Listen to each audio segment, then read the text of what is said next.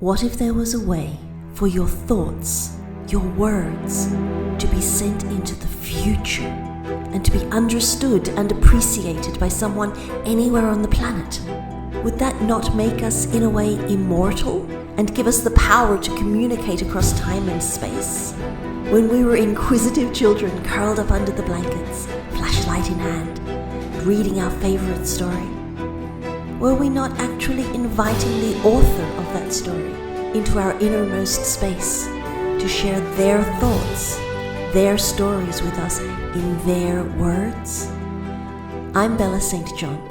Join us as we venture together to explore the history of those words in A Novel Idea.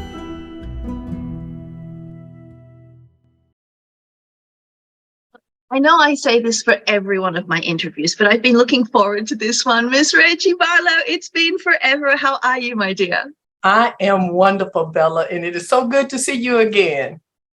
No, it's been a while. So let's get straight into this. Let's go back to your early years. What I do find interesting is that you were the oldest of your siblings, and I think pretty much every one of my interviews, maybe with one exception or so, were all the eldest, and myself included.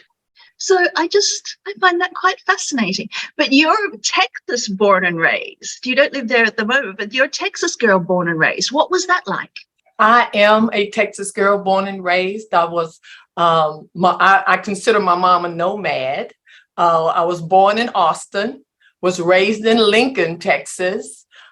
Spent my adolescence in Fort Worth, Texas, went back to Austin, Texas, graduated school from Lexington, Texas in Lincoln, Texas, and went back to Austin. So my mom made basically like a triangle there in Texas, which I didn't know later on in life that it would benefit me because I had such a network. We didn't use the word network then, but even though we moved around a lot, I didn't know that it would develop such a network, a great network.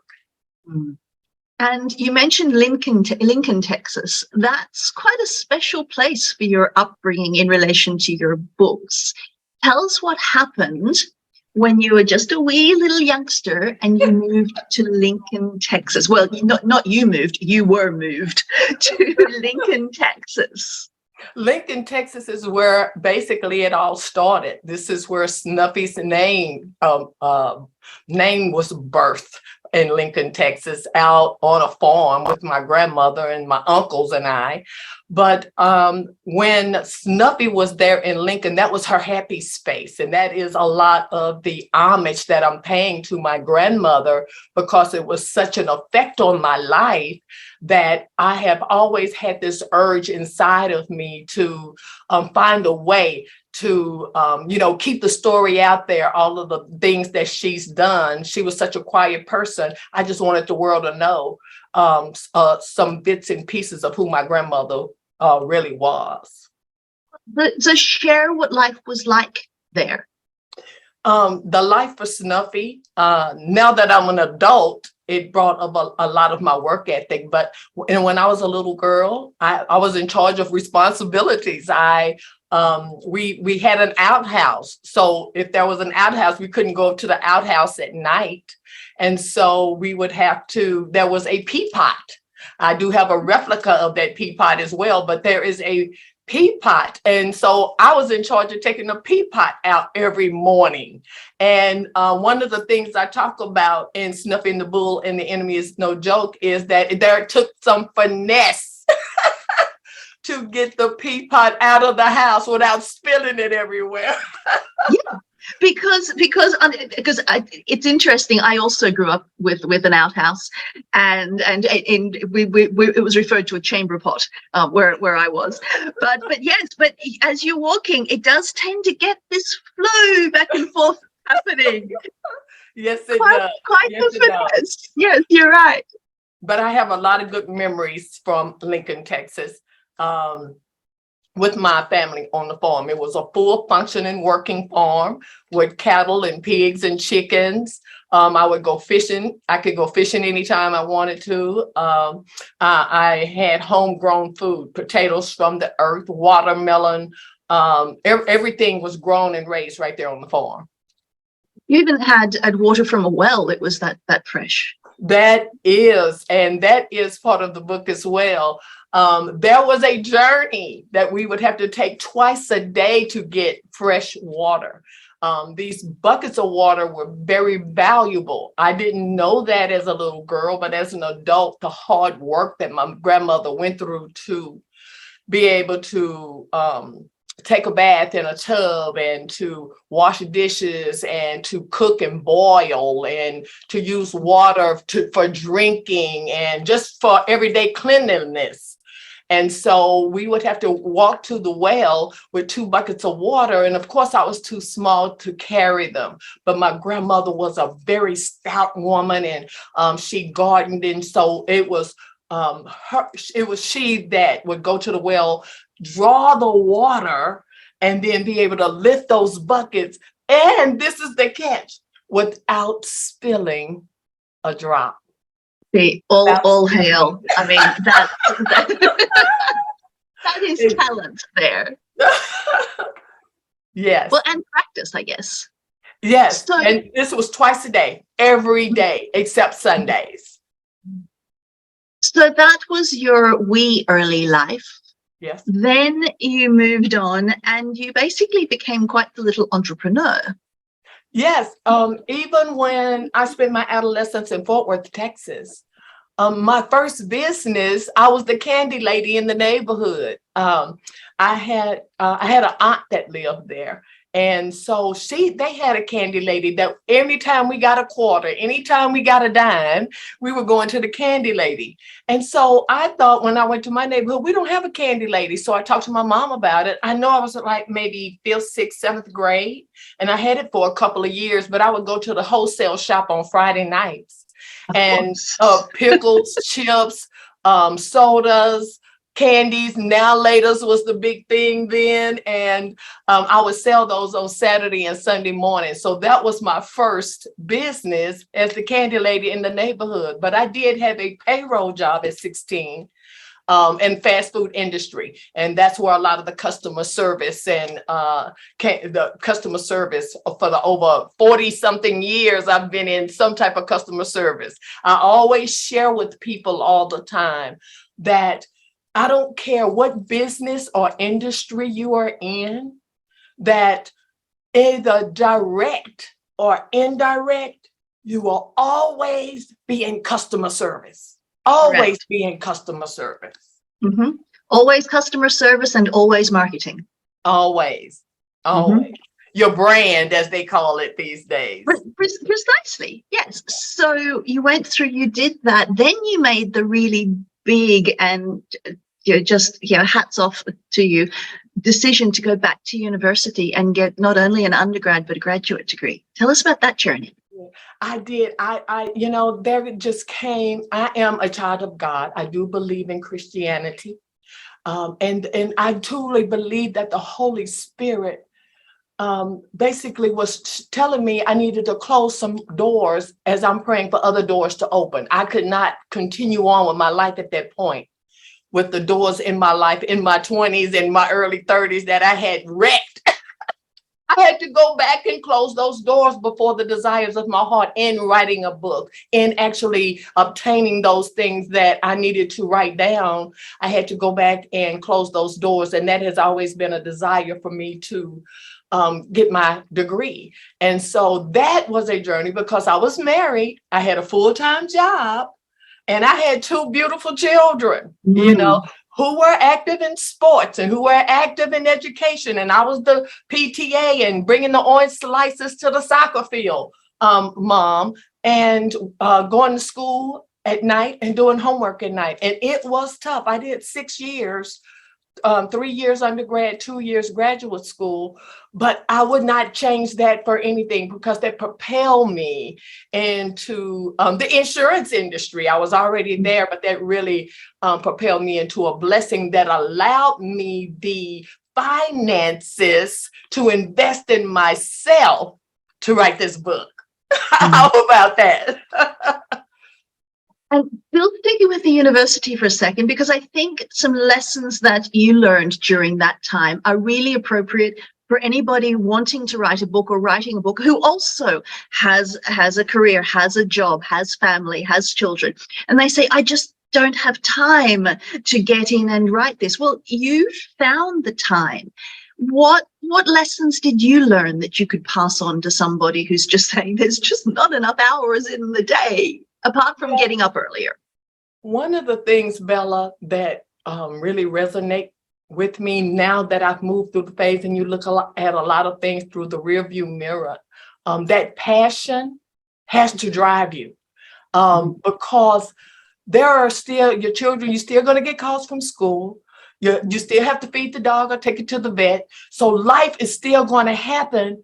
But even when that you ride on that passion for as long as you possibly can, because just knowing that the manifestation of that book in your hand, the first time you get the draft, that first draft comes in the mail and you tear it open and you like, oh, I put that sideways. Been there. You know, okay, well, let me really go through it because I think I have something wrong. And then you can go back and do it again. All of that effort. The same goes for school, because when you write the book at night against all odds, when you're tired, when everybody else is sleeping, and that's all you hear is the grandfather clock, you know, and that's passion. That's faith that even if you just get the story out, and that's one of the first methods or processes that I have when I'm writing, just get it down on paper. A lot of times we get stuck in how it looks, and maybe I didn't put the right word very early on, and we stop. Just get the story on the paper, whether long or short. It doesn't matter the pages. It doesn't matter if it's in 20 font or double spaced or half space. Just get the story on the paper. Then once you get to the end of the story, you be like, and then you go back through it again, your creativity starts, and you want to start painting a picture. You want to, allow the words to be the voice. And I know that there are a lot of books with graphics. My first book, Snuffy, does not have any graphics. I wanted to tell the story. I wanted to be the author that pull you into the story with my words, even if it's just for a moment, and just let you, you are on the farm with me at that time, and you have to get the book to know. Yes. You have to get the book to know. Yeah, and I love, you have to get, I'm sorry, go ahead. You have to get the book to know what really happened. And I just have a few copies, here with me at the office, but in my office, but it's just I just like writing. I just like telling the story. I come from a line of storytellers, so storytelling is just one of the gifts and the creativity. And I just think I had a great childhood. I truly believe, and I was having this discussion just on yesterday, that the age that I am, I truly believe our generation, the end of the baby boomers, or the bridge, or those baby boomers in that category, or World War II, anyone before us, but we're that bridge from what was to now. And it's very important. I wanted to make Snuffy a series of short stories because I know our attention spans are very short. And however, audiobooks are out. There are so many things about, but as we know, that we all have a limited amount of time. And so I'm not saying that it is not possible. It's just that my life took a different change after I wrote the book. So let's go back to when you first had the idea to write the book. Take us from there through to you having it self-published and in your hand in 2015. I was actually I had a catastrophe career at the time in insurance. So I was always on the road, but I would have that moment that I would say I could really use this day and a half off because I worked 6 days a week, 12 hours a day. And so what would I do with those time in the evening and that Sunday? I said, this would be the perfect time. No distractions. I'm away from home. I don't have a television. So every day after work at 7, I knew the idea of Snuffy. I know the character of Snuffy. I'm Snuffy. You are Snuffy. I was going to I'm say, Snuffy. yeah, one would hope that you know the character of Snuffy. Which story would I begin with? Which one would, bubble up inside of my spirit that I would want to examine first? So Snuffy and the Bull and the Enemy Ain't No Joke bubbled up through my spirit. And so I began with looking for the person who would do the cover and all of that whole journey. And just every day, just writing something until my eyes got tired. Going back in, sitting at the desk, doing my work. And it was not, what's the word I want to use? It was busy every day. Let me just say that it was busy every day at work, but my passion, I rode on the passion that I finally got this window of opportunity. I should have this book in my hand. Matter of fact, I probably thought I was overdue. At that point. And so those things, the opportunity was there, the passion was there, the drive was there. So it was like that moment in time that I had no excuses. I had no excuses. And so then when I knew the vision, it was a matter of the finances. It was just a matter of putting it all together. And believe it or not, I sat in an apartment while I was working in Indiana, in the Midwest of the USA. And I was on a card table. I bought one table because I was living there temporarily. I was on a card table with a chair that was too hard. And I had to go get a cushion. So every day I was dragging something in to make myself comfortable. And I just had a bed and some food. So that is all that I had every day. And everything was sitting in stacks around this card table, all phone numbers. I kept a little basket. So I had a method to my madness. I would take walk breaks on Sundays, but I would always get back to it no matter what, because I just knew if I allow this opportunity to pass me, it may not come by this way again. And so once I got, before then, I had already been in touch with you. I met you in Dallas. That's right. About a year, maybe a year before that. And I met you in Dallas. And talking with you as a consultant and moving forward with finding the person, making it a business, making it a living, breathing thing, putting all my dreams on paper and writing and rewriting and rewriting and rewriting and rewriting the story and all I's, dots, and T's crossed before I would allow the next person that I want to edit it for me, get an objective eyes. And so I went through that process and about 2 or 3 times with people that I trusted, people that I knew that write really well. They write really well, in their own genre of writing. And so they looked at it, gave me feedback. I'm still putting the business part together. I'm still going to work. I'm still sitting at a card table in this little place in Indiana. And all cylinders are clicking at this point. So then when I was actually, one of the greatest moments, not so much as getting it on paper and going through all of the process with that as well, when I actually pressed the live button on Amazon. That was, I think I took a day or two before I went live because I kept saying, did I do this? Did I do that? I'm quite sure every self-publishing author did the same thing as well. But I said, do I really want to go live now? Because once I go live, I might not come back. I had all of these questions. So I think I gave it a day or two first before I say, I'm going live. Now that I spent all that time, now that I put the vision down, now that others have helped me get here in so many different ways, and the cover was there and everything was uploaded, and the people at Amazon, let me tell you, I hate to, I don't know if I can bring their name up in this, but they were so great at that time. I mean, saying they're great.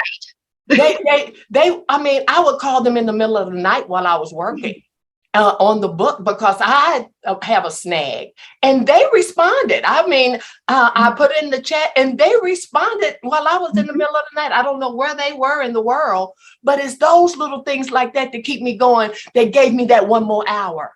Because if I wouldn't be able to fix it at that time, I probably would have went to bed. But now that I got something resolved, they gave me one more hour, and I look up and it's 3 or 4 and it's time for me to go to work. Those things, it didn't seem like fun, but people do not realize that alone time is preparation time. A long time, if time is used wisely. Yes, I love to shop just like anyone else, and I did have those moments, but I had to use that opportunity. You have to know that opportunity, your season, your time. When it's time to do it, do not put, ride on the passion wave. That's what I do. Let that energy take you there. So then once I went live, this is after I have gotten a couple of drafts, and looked at it and went through the pages and sent drafts to other people. I think I sent you one to take a look at. You did. And so when I got all the feedback, and before I went live, I took about 24 to 48 hours. And to press that live button was just so, I don't even know how to tell you. It's just like all of the hard work, all of everything you've ever done. Now the world has the opportunity to see it. It didn't matter if anyone else liked it. It didn't matter. My purpose was to pay homage to my grandmother. Yes. And I recognized a lot of people along the way who've helped me as my village to even get to this point. And now myself and my village are going live. And I think that's really important as well to know why you are doing this journey. I coached an author one time who, right at the very beginning, it was important for him to understand that he wasn't doing this. He didn't care if he sold no books. The reason that he was doing this was he was essentially writing his memoir in association with his grandfather. And it was to preserve those memories. And I've worked with others who want to sell millions of books because this is linked to their own brand and their business, etc. But I think that's really important to know your why. And going back to what you were talking about, there's a phrase that I love: get ready to be ready. Yes. And I think that's what you were talking about with regard to all of that preparation time, whether you know that it's preparation time or not. It's all getting ready to be ready. Yes, perfectly said. And by the way, a thought popped into my head when you were talking about the card table. I think it was Dan Brown was the one who wrote Da Vinci Code on a card, part of a Da Vinci Code on a card table in his mother's laundry. So you're in good company. That's awesome. So move forward. You're now writing another book that is also linked to a podcast. And I love the name of this. So do tell. So you ain't heard this from Miss Benita. It's the podcast name. And Miss Benita did come from a U.S. sitcom that I have been saying for years. It was a character on a sitcom, and she was the gossiper sitting in the window. And every now and then when I'm talking to family and friends, or if it's information that I know that I believe that no one else in the group where I'm sharing knows, I'll say, you ain't heard this from Miss Benita. So I have been saying it for years. And so for years, I've wanted to do a podcast. Because I have the gift of gab, but really? the content, it's I share with people, sometimes it can be a blessing and a curse to be creative. because sometimes you never know where to start. And then when you start, you never know when to end. Mhm. You Yeah, know? I have that problem with research. I get started and I just get so far down these beautiful research rabbit holes that nothing gets written. But I research a lot. I learn a lot. It's been a wonderful journey, but yeah, no words on paper. Exactly.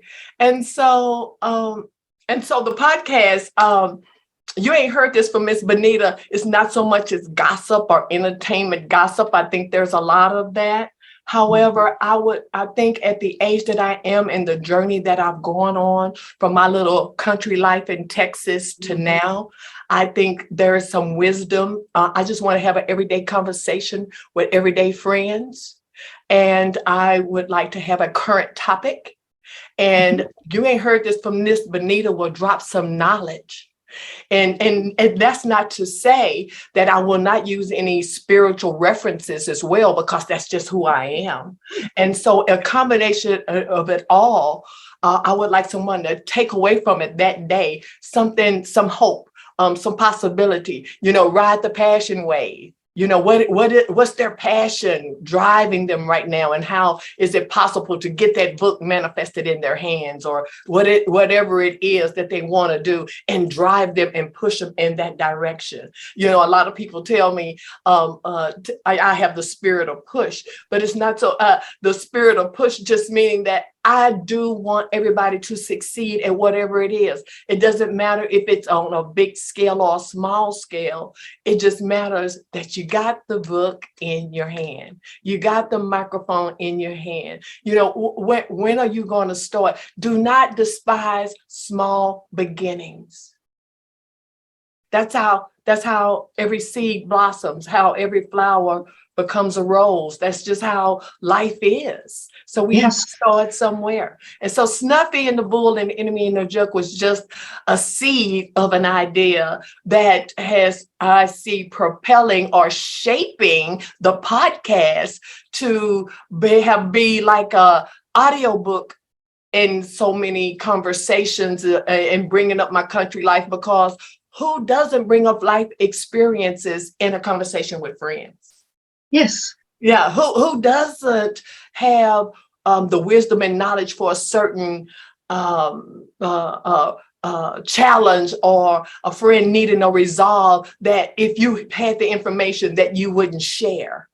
And that's the same type of platform to be used for, you ain't heard this from Miss Benita, podcast.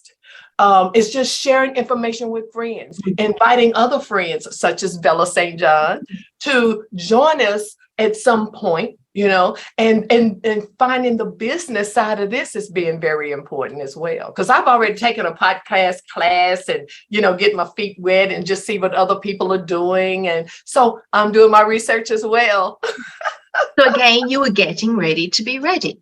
Getting ready to be ready. That's the thing. That's the word for the day, Bella. Getting ready to be ready. Ready to be ready. So I can't lay claim to it. It's somebody else's phrase that I've heard a number of times. But I love it. So you're now based in beautiful New Orleans, Louisiana. I am in the greater New Orleans, Louisiana area, USA. Yes. Beautiful, beautiful part of the world. All right, so let's wrap with some final questions. Nice, short, sharp answers. Okay. What are the most important lessons you've learned thus far on your author journey? On my author's journey, one of the lessons I've learned is patience with myself. Everything is not going to be perfect. And long as I have the passion, I know it will get done. It will get done. Excellent. Awesome. If you had to describe yourself in 3 words, what would they be? Funny, beautiful, powerful. Of course. Powerful. I love it. If you could invite any 5 authors, living or dead, for dinner, who would they be and why?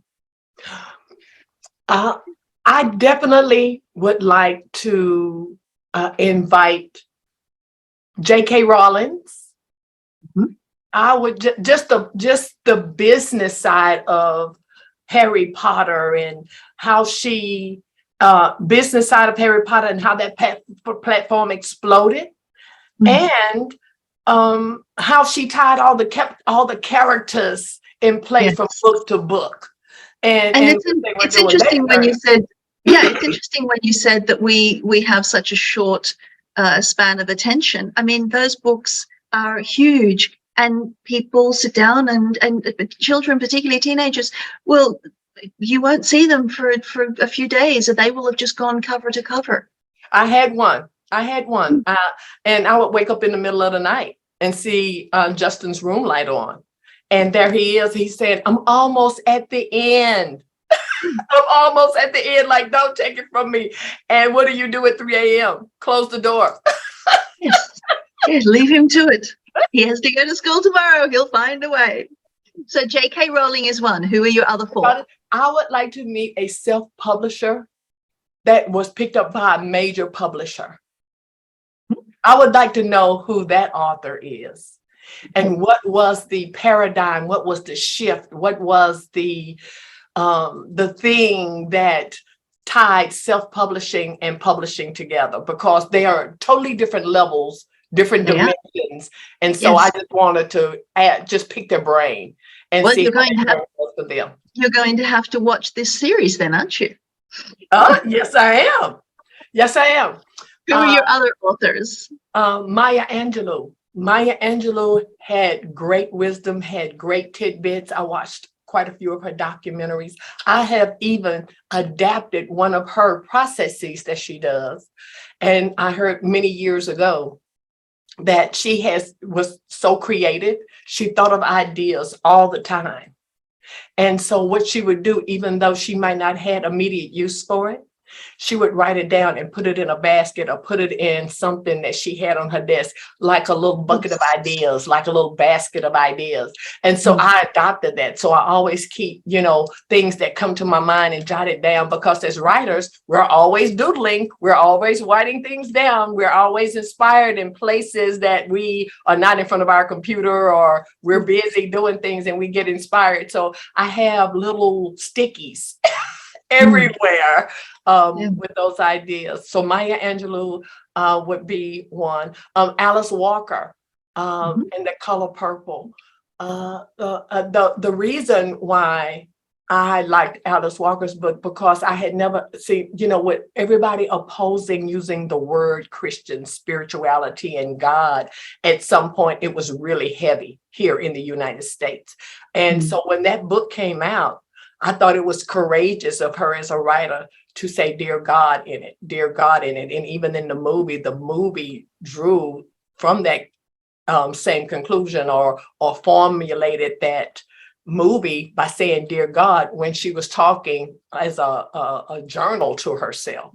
And so I thought that was just very bold, and knowing that, if the story needs boldness, or if it's telling the truth, don't be afraid to put it out there.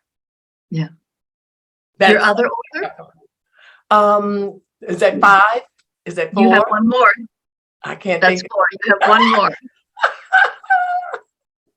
My 5th author is not a specific name, but a collection of those who were divinely inspired to write the Bible. Even if I just found one person who was a scribe, as early as I can, because I have various Bibles. But then, just as a person who at some point in their lives may recognize that there is a God, that there is a being bigger than themselves, but what drives the person to write in that type of context of stories that you can write as a scribe in the Bible? That's like, what would make me be a writer for the Holy Grail? What made, that's like the author of all authors, what inspired me so much that I would know and want to tell this story, and it'd be one of the #1 best-selling books in the world. Well, it does have that going for it as well. But even talking to your notion of the scribe, it's such a craft. It is. Yes. Yes, So writing sometimes, and especially I'm bringing it up to date in 2022. We have almost everything we need. 2023, we have everything in our hand. We have everything on a phone. And there may be a lot of people who at some point like me said, why would I write a book when everybody is using electronics? There's ebooks, there's online books, there's audio books, there's podcasts. You ain't heard that from Miss Benita. However, there are ways to get it out. And there are going to always be ways to get it out. Even though I like writing and writing it down and looking at it and scratching off and doing all of that first before I put anything in on my computer. But when you go back and look at those pages years from now, you'll be like, what was I thinking, at the time? But write, just write. Even if you think you don't have anything to say, journal. Everybody has something to say that's private that nobody else knows. Just write. You will find that if it's poetry, if it's about your little country life in Texas like myself, if it's about your first love, is it about love? Is it about just life? Somebody wants to hear your story. The final question. As an author, what do you hope is the legacy that you leave the world? The legacy I want to leave the world is that she had the nerve to do it. I love it. I love it. Miss Reggie Barlow, it has been my absolute pleasure chatting with you today. Thank you so much for your time. Thank you so much, Bella. I appreciate the opportunity. You have a great day. You too. Take care. Bye, darling. Bye-bye.